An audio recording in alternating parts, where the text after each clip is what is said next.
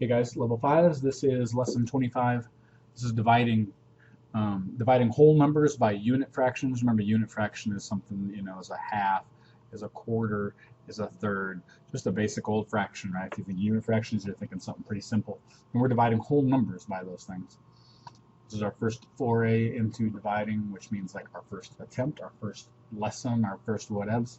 And so I'm hoping that you guys are understanding. That's kind of what these lessons are all about, is really teaching you what's going on behind the scenes, teaching you what it all looks like, teaching you what it means. And that's why we have you draw tape diagrams.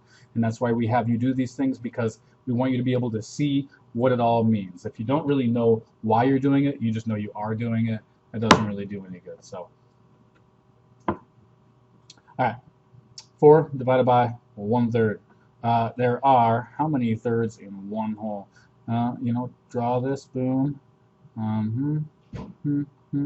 I got 4, and I'll do a number line here, 1, 2, 3, and 4. And if I put these into thirds, that's what I would have. How many thirds are there in one whole? Right? Obviously there's 3 thirds. How many thirds are in 4 wholes? There is 1, 2, 3, 4, 5, 6, 7, 8, 9, 10, 11, 12. So there are 12 thirds in 4. If 4 is 1/3, what's the whole? 4 is 1/3. What's the whole?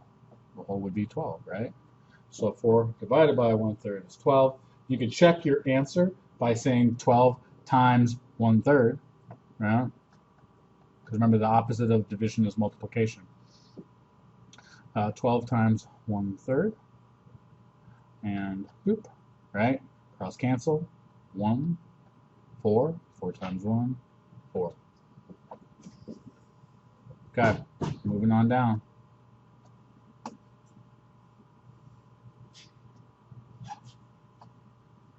Down here, same kind of a thing. You have 2 divided by 1/4. Do the same thing. You need to be drawing out something to show me that you visually understand it. You have 0, you have 1, you have 2. These are divided by 4ths, so 3 lines. And that's what I have. I have 2 divided by 1/4. Okay, so how many fourths is that? 1, 2, 3, 4, 5, 6, 7, 8. Awesome.